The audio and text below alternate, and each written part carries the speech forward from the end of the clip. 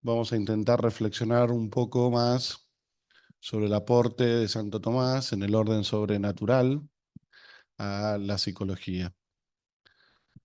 Son muchos los aportes que Santo Tomás puede brindar a las denominadas ciencias humanas y en especial a la psicología. No sin razón fue nombrado por el Papa Juan Pablo II Doctor Humanitatis. En el ámbito de la psicología brilla el Aquinate por una serie de enseñanzas filosóficas centrales que le permiten al estudioso de esta disciplina orientarse dentro del eclecticismo reinante y del inmanentismo subyacente que, lamentablemente, sirve de fundamento a muchas de las corrientes contemporáneas de psicología.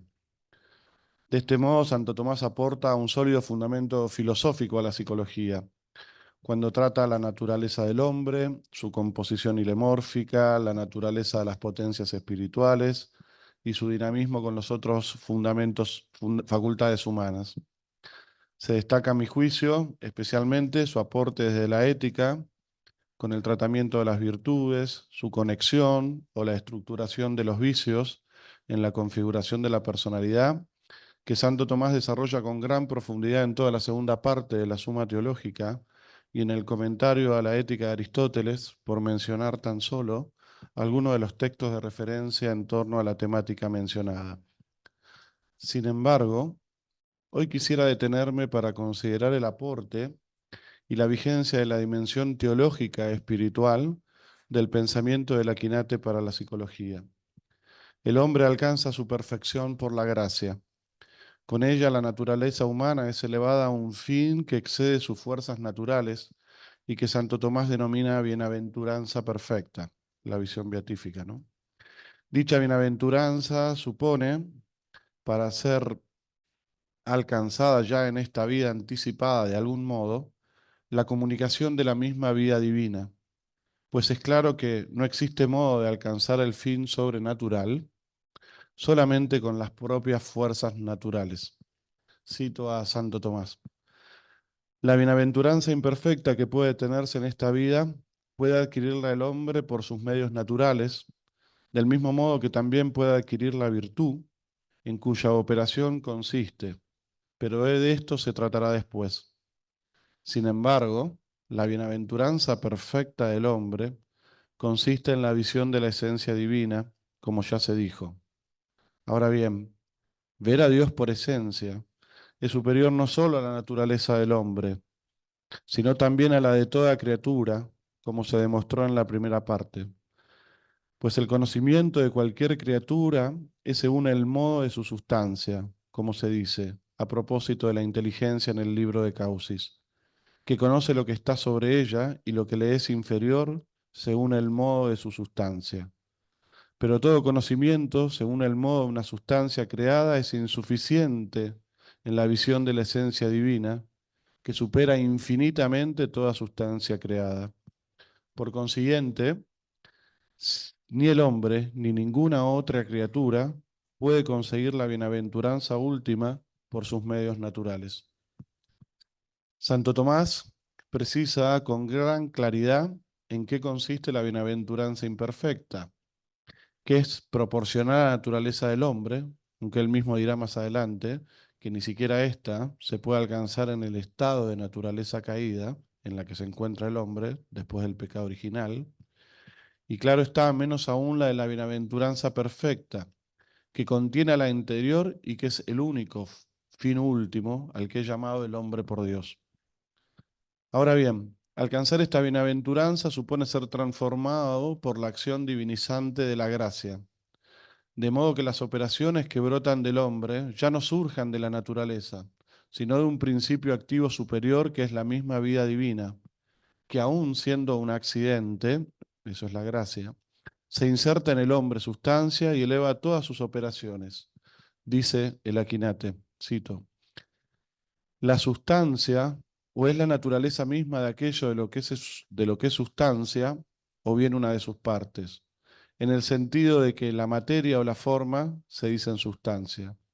Por eso, como la gracia está por encima de la naturaleza humana, no puede ser ni sustancia ni forma sustancial de la misma, sino que es una forma accidental del alma.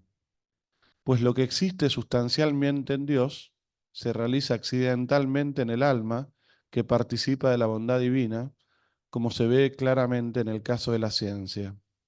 Así pues, dado que el alma participa de la bondad divina de manera imperfecta, la participación como tal, que es la gracia, tiene su existencia en el alma de un modo nuevo, perfecto, que el del alma subsistente por sí misma. En cuanto a expresión o participación de la bondad divina, es más noble que el alma, pero no en cuanto al modo de ser. Esta doctrina trae importantes consecuencias para la psicología, tanto desde el punto de vista teórico y de la especulación científica, como así en su dimensión práctica terapéutica. Con la llegada de la gracia, la psiquis natural es transformada en un auténtico organismo sobrenatural, por utilizar una expresión acuñada por el padre Arintero en su famosa obra La evolución mística. La gracia llega a la esencia del alma y participa al hombre cierta semejanza de la naturaleza divina. Cito a Santo Tomás. Esta cuestión depende de la precedente, porque si la gracia se identifica con la virtud, necesariamente tendría su sujeto en las potencias, ya que el sujeto propio de las virtudes son las potencias del alma, como se dijo. Pero si se distingue de la virtud, no se puede decir que tenga por sujeto las potencias, porque toda perfección de la potencia del alma tiene razón de la virtud, como también queda dicho. Síguese, pues, que siendo la gracia anterior a la virtud, debe también tener un sujeto anterior a las potencias, y este sujeto debe ser la esencia misma del alma. Pues así como en las potencias intelectivas participa el hombre del conocimiento divino por la virtud de la fe, y en la facultad volitiva participa del amor divino por la virtud de la caridad, así en la esencia del alma participa, según cierta semejanza, de la naturaleza divina mediante una suerte de generación o de creación nueva. La gracia es, al decir de Santo Tomás, una suerte de generación o de creación nueva, dando al hombre un nuevo modo de ser que modifica todo su carácter. De la gracia brotan virtudes que perfeccionan las operaciones del hombre. Cito a Santo Tomás. Ahora bien, las virtudes adquiridas mediante los actos, de las que ya hemos hablado, son disposiciones por las que el hombre queda convenientemente dispuesto de acuerdo con su propia naturaleza. En cambio, las virtudes infusas disponen al hombre de una manera más elevada y en orden a un fin más alto. Luego lo disponen también en función de una naturaleza de orden superior.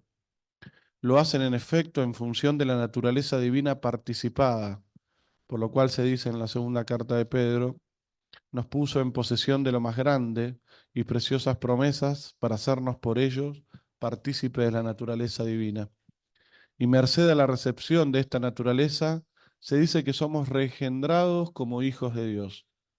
Por tanto, así como la luz natural de la razón es cosa distinta de las virtudes adquiridas, que se desarrollan en función de esa luz natural, así también la misma luz de la gracia por la que participamos de la naturaleza divina es cosa distinta de las virtudes infusas, que se derivan de esa luz y a ella se ordenan. Por eso dice el apóstol, fuisteis algún tiempo tinieblas, pero ahora sois luz del Señor. Andad, pues, como hijos de la luz. Porque así como las virtudes adquiridas perfeccionan al hombre para que ande en consonancia con la luz de la razón natural, así las virtudes infusas lo perfeccionan para que marche de acuerdo con la luz de la gracia. Fin de la cita.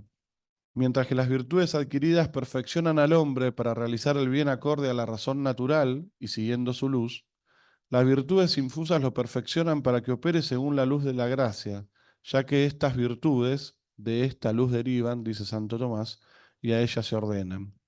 La gracia restaura y eleva al hombre para que participando de la semejanza divina toda su operación vaya divinizándose. Todos estos hábitos infusos complementan y perfeccionan los adquiridos, organizando la personalidad sobrenatural. Es en este sentido que el pensamiento teológico de Santo Tomás nos brinda un aporte sustancial a la hora de la comprensión de lo que sucede en el interior del hombre y su conducta cuando es transformado por la gracia.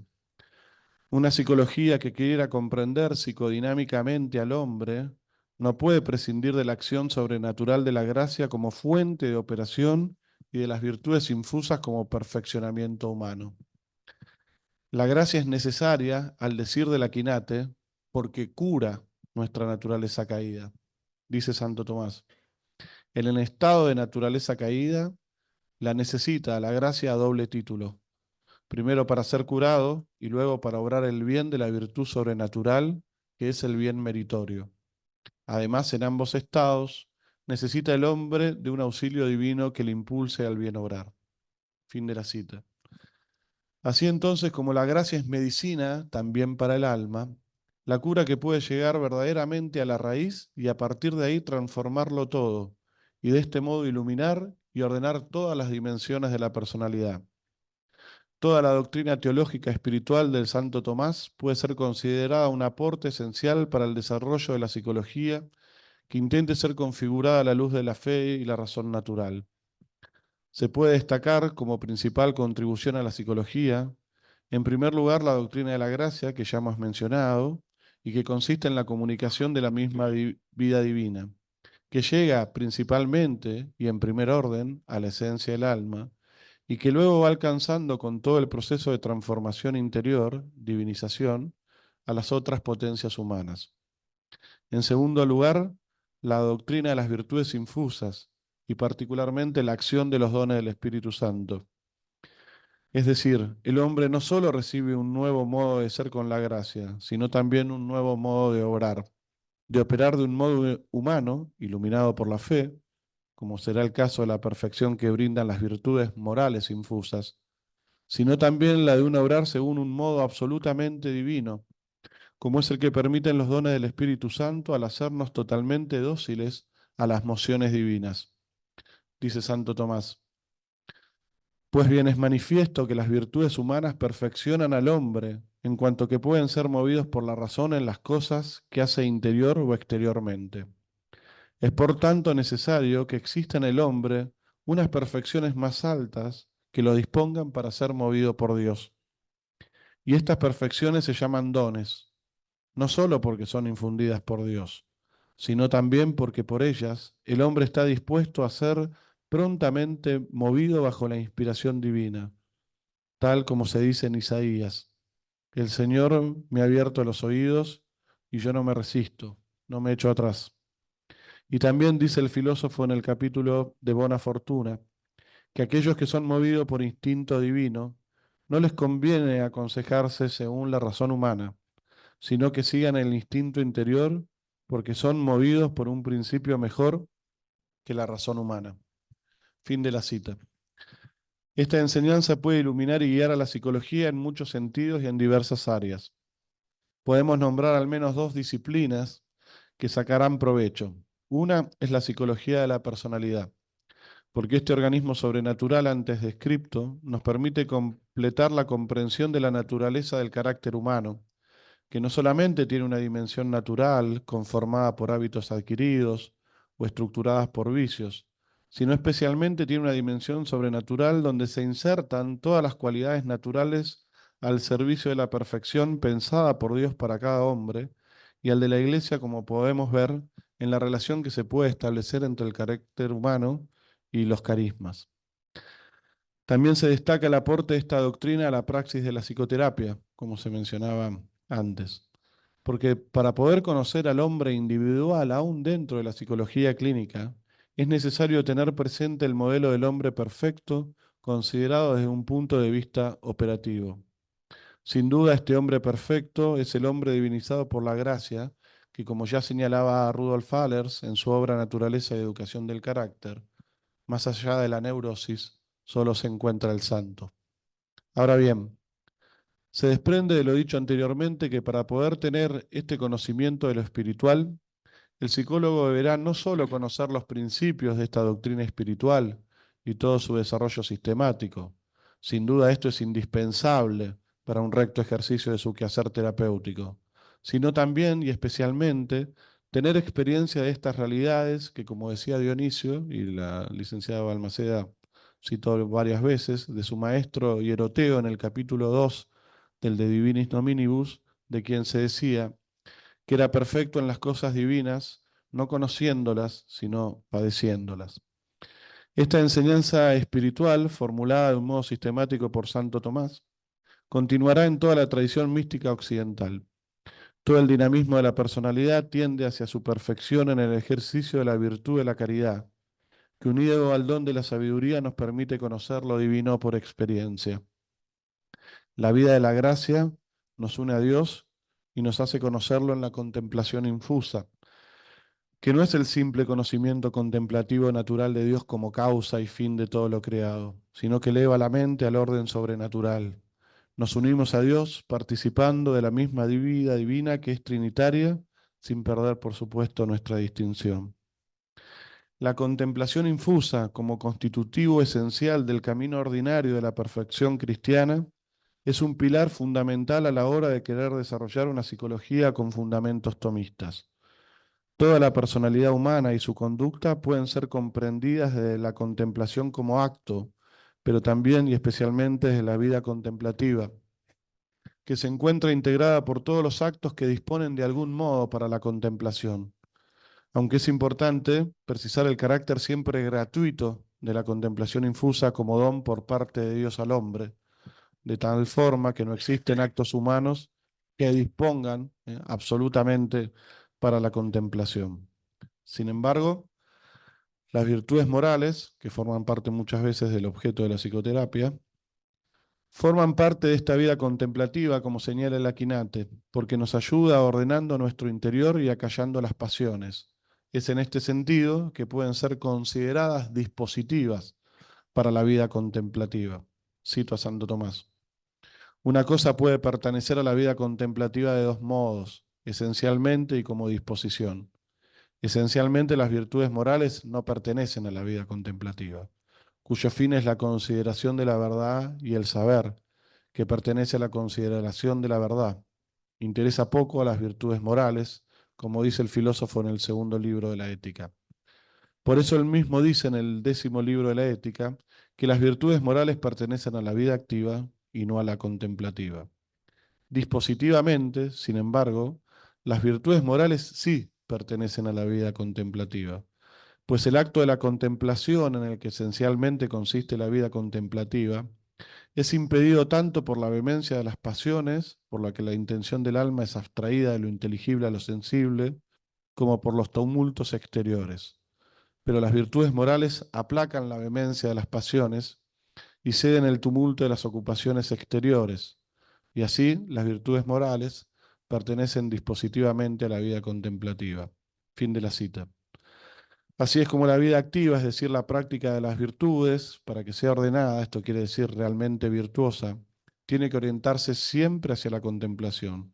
Toda acción humana que no se ordene a disponer la contemplación o que de algún modo no brote de ella, será una acción que aleje al hombre de sí mismo y lo aliene. Es interesante hacer notar aquí, y ayer el doctor Manuel Ocampo dio una explicación muy detallada del principio de inmanencia y de la praxis en todo el proceso de secularización de la cultura. Es interesante hacer notar aquí cómo la conformación de la vida actual atenta contra la contemplación. Esta deformación es la causante de muchos males y en especial es responsable de gran parte de los trastornos y de las patologías contemporáneas. La causa de todo esto es sin duda una configuración de la vida social y personal que es contraria a la vida contemplativa y que no tiene a la contemplación como perfección de la vida humana. Podríamos agregar además que la configuración política y social y cultural de nuestra época es consecuencia del abandono de la vida contemplativa. Desterrado el hombre de la contemplación, pierde el auténtico y verdadero deleite, cayendo en la tristeza y la ansiedad. Dice Santo Tomás, la contemplación se hace deleitable por parte del objeto, en cuanto se contempla una cosa amada, como sucede en la visión corporal, que es deleitable no solo porque ya lo es el acto mismo de ver, sino también por ver a una persona querida. Por tanto, dado que la vida contemplativa consiste principalmente en la contemplación de Dios, a la cual mueve la caridad, síguese que en la vida contemplativa se da deleite, no solo por razón de la contemplación misma, sino por razón del amor divina. En ambos casos, el deleite supera a todo deleite humano, ya que el deleite espiritual es superior al carnal, como ya se dijo al hablar de las pasiones. Y el amor mismo con el que Dios es amado en la caridad es superior a todo amor. Por eso se dice en el Salmo, gustad y ved cuán suave es el Señor. Este deleite es aquel que todos los hombres buscan cuando quieren alcanzar la felicidad. Es el que han perdido los pacientes cuando llegan al consultorio, volcados habitualmente hacia una acción que no da fruto, que los cansa y los entristece. El psicólogo católico heredero de esta doctrina que Santo Tomás nos transmite debe acompañar a la persona para que pueda encontrar la verdadera fuente de la alegría y el verdadero deleite o gozo que solo da la vida contemplativa. Incluso, señala el Aquinate, los trabajos y las dificultades de la vida presente, que claramente no pueden evitarse, se vuelven gustosos cuando son experimentados desde esta vida interior. Cito a Santo Tomás. Una cosa debemos considerarla en sí mismo antes que compararla con ninguna otra. Por eso a la sabiduría incumbe primero la contemplación de las cosas divinas, que es la visión del principio, después dirigir los actos humanos en conformidad con las razones divinas. Sin embargo, de esa dirección de la sabiduría sobre los actos humanos no se sigue amargura o trabajo. Antes bien, la amargura se trueca en dulzura y el trabajo en descanso. Fin de la cita. La psicoterapia debe tener siempre como referencia última de su práctica clínica la vida interior como expresión de esta vida contemplativa, en la cual el alma y Dios, de un modo misterioso, es decir, místico, se unen. Dirá algunos siglos después San Juan de la Cruz, siguiendo el mismo espíritu de la quinata y la misma tradición espiritual al referirse a la contemplación. La noche sosegada, en par de los levantes de la aurora, la música callada, la soledad sonora, la cena que recrea y enamora. Es así como el psicólogo, que quiere ser un verdadero discípulo de Santo Tomás, debe animarse a señalar a sus pacientes este camino de noche y misterio, pero lleno de gozo y amor, donde el hombre encuentra la realización plena de todos sus anhelos. Gracias.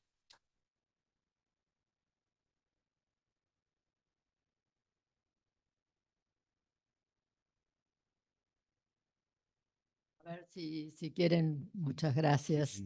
A ver si quieren hacer preguntas. Yo tengo una pregunta. A ver. Quería saber si la personalidad sobrenatural que tiene vida, que tiene el Espíritu Santo, la vida trinitaria, si la personalidad es una, no se puede dividir en partes, aunque tenga dimensiones, porque a veces uno actúa influenciado por el Espíritu Santo y a veces no. Muy buena pregunta. Bueno, yo contesto y después en todo caso el padre si quiere completar. Bueno, la personalidad es una, ¿no? Aunque tiene dimensiones, como vos muy bien señalás, y en la medida en que se insertan todas esas perfecciones desde la gracia, eh, todas las perfecciones van encontrando como su lugar, ¿no? Esto que decía Einstein en una de las cartas, ¿no? Siempre las perfecciones propias encuentran el lugar, ¿no? A veces uno está muy preocupado por encontrar el lugar para las perfecciones, ¿no? Que tiene uno para los dones, y en verdad no hay que estar preocupado por eso, ¿no? Porque en la medida en que se van desarrollando, solo van encontrando su lugar.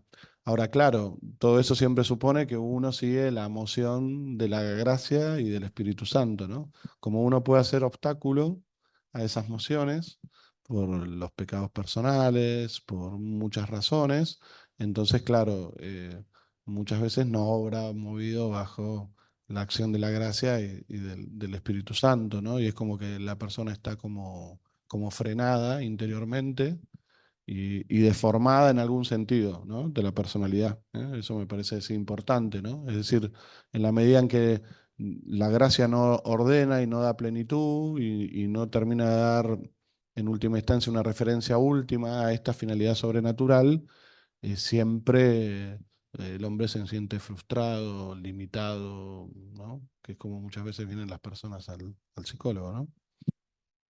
Aquí hay otra pregunta. Dice, a ver. allá.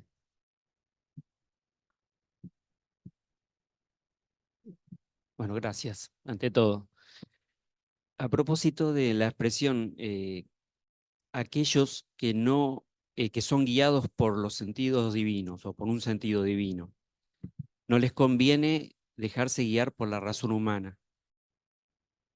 Esto enfocándolo en el paciente y en casos donde no tenemos la ley como parámetro, supongamos asuntos futuros, ¿cómo saber o cómo guiar para que la persona realmente esté en sintonía con un don divino y no con una confusión?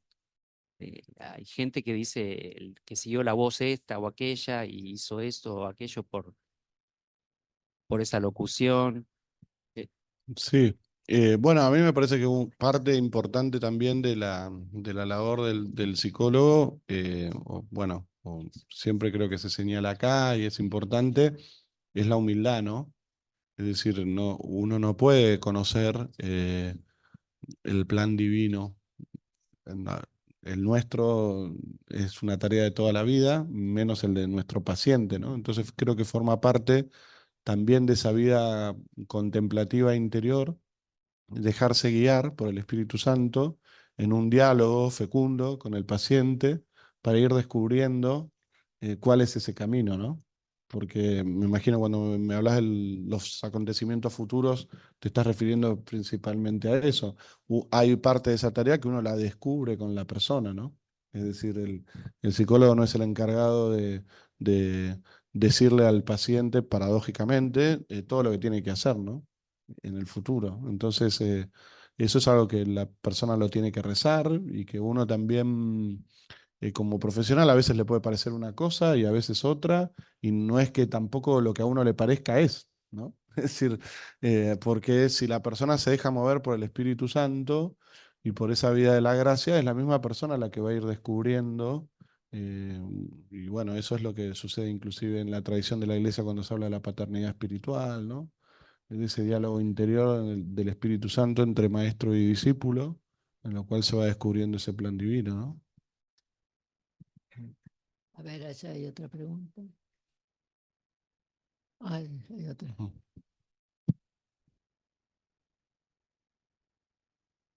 Muchas gracias por la exposición. Quería preguntarte lo siguiente.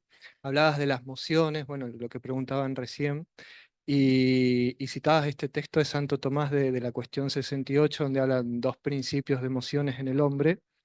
Y el cardenal Cayetano, bueno, especifica un poco más y dice que, bueno, son tres, teniendo la razón natural, la razón iluminada por la fe, el Espíritu Santo, y dice que no solamente impulsa, sino que también mide. No solo tiene un principio causativo en el orden de la eficiencia, sino también que viene a regular el objeto hacia el cual se dirige ese hábito. Y entonces ahí nosotros sabemos, y es lo que siempre enseña la tradición tomista, que cada hábito se especifica por su objeto. Y no es lo mismo, como dice Santo Tomás, la templanza del pagano que la templanza del cristiano, que el don que viene a perfeccionar esa virtud. Son distintos grados a los cuales lleva la operación humana. Y no sé si te pasó, y acá viene la pregunta, de ver ese plano de confusión en el orden de los objetos formales de las virtudes y tratar de hacer pasar una virtud cristiana, que viene en el orden de la perfección y el acabamiento del sujeto, reducirla a una virtud puramente natural. Eh, bueno, claro. Vos decís por parte de la persona. Ah, eso sí, por supuesto, claro. Bueno, es que no hay mucha claridad con respecto a esta enseñanza tradicional que está en Santo Tomás de la diferencia entre las virtudes morales infusas, que son estas que en el fondo ayudan al hombre a obrar por la razón, pero iluminado por la fe y la acción de los dones, ¿no? Además que sucede otra cosa, ¿no? Cuando uno ejercita una virtud moral infusa, de alguna manera u otra, aunque es una virtud distinta de la moral adquirida, también ayuda al ejercicio de la virtud natural, ¿no? Porque uno tiene que realizar un acto, ¿no?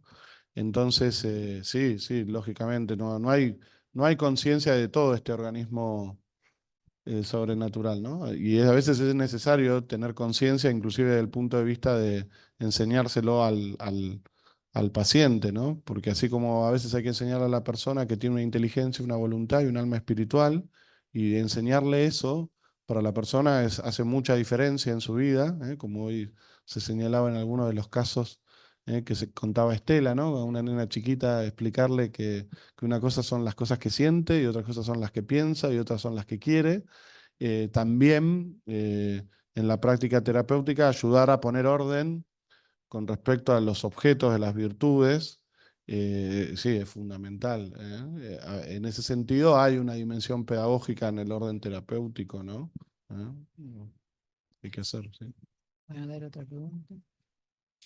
Pablo, bueno, Sí, primero sí. decirte que me gustó mucho, te felicito.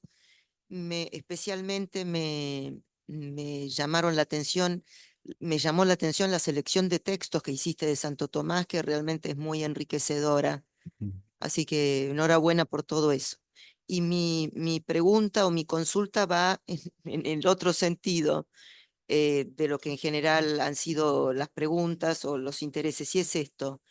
En tu tarea como psicólogo en concreto, tu labor terapéutica, incluso como estás precisando ahora, el arraigo en la antropología tomista, la moral natural tomista, ¿cuáles son las herramientas principales que te ha dado? Porque parte de lo que vos has dicho también me lleva a pensar en el valor ineludible de la razón natural, ¿no es cierto?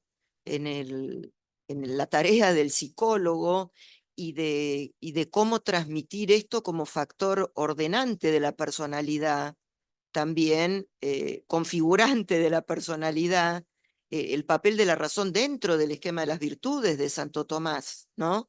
Para la tarea tanto en primer lugar del psicólogo, como decía el ponente anterior, y de lo que pretende dejarle como legado y como herramienta regulatoria de la vida del paciente.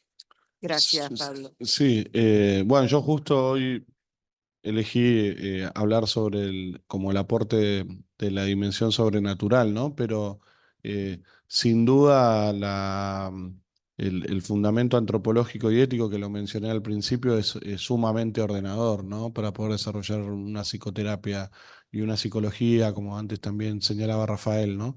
Eh, por muchos sentidos, porque primero te da una idea de hombre, poder conocer que tiene determinadas facultades, que la felicidad del hombre se ordenan siempre a la razón, esto que para uno que estudia filosofía parece una verdad muy evidente, si se cultivó en el realismo filosófico o lo que hemos pasado por esta casa de estudios.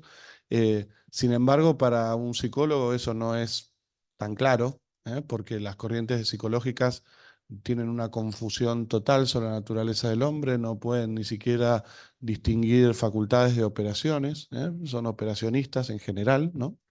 Entonces, no saben qué es la inteligencia, qué es la razón humana, tampoco saben qué son los hábitos, ¿no? Ayer Maya que trató el Tratado de los Hábitos de Santo Tomás, eso un psicólogo lo desconoce, y desconoce que hay, o sea, puede conocer la realidad descriptivamente, pero no sabe que las facultades pueden engendrar una cualidad que los perfecciona para el ejercicio de su operación, ¿no? Eso no lo saben. Entonces, la verdad que el aporte de Santo Tomás desde el punto de vista antropológico y ético es muchísimo como fundamento teórico, pero después es muchísimo cuando uno tiene un paciente adelante, porque vos sabés que todo aquello que lo aleja del bien de la razón, lo aleja de su propio bien. Y en el fondo es a eso hacia lo cual en una primera instancia, si vos querés, tenés que ayudarlo a que adquiera ese ejercicio, ¿no? A que ejercite la razón, porque la mayoría de las cosas que hacemos que nos hacen mal, las hacemos casi sin pensar o como por una especie de ausencia de la razón, de fallo de la razón. Y las personas, voy a decir una cosa que puede parecer un poco bruta, ¿no? Pero no piensan, ¿no? Es decir, toman decisiones de sus vidas sin pensar o no establecen conexiones entre las cosas que hacen y las cosas que les pasan interiormente, ¿no? Eso es muy habitual, ¿no? como si fuesen un nene chiquito, ¿no? Yo en casa que tengo nenes chiquitos veo que hacen cosas y no relacionan las cosas que hacen con las que les pasan, ¿no?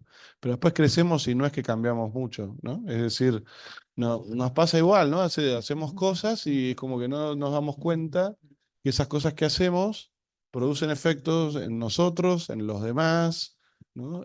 Así que creo que en ese sentido es fundamental. Yo hoy quise poner de manifiesto también esta dimensión sobrenatural, porque hoy, como hay mucho desarrollo sobre las prácticas de las virtudes en el ámbito de la psicología, sobre todo a partir de la psicología positiva que reintroduce el tema de las virtudes, quería destacar que, bueno, sin la dimensión sobrenatural, eso se cae, ¿no? Es decir, uno no puede tampoco pensar que va a ser una psicoterapia tratando de armar un edificio natural más o menos presentable bien estéticamente, ¿no? Es decir, si no hay una acción de la gracia, y eso en el fondo supone una conversión, todas esas cosas no toman raíz, no toman fuerza y no hay verdadera perfección, ¿no?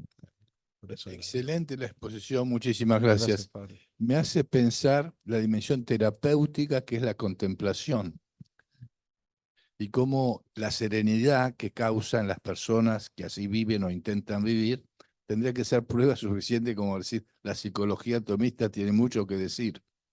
Sí, tal cual, es así.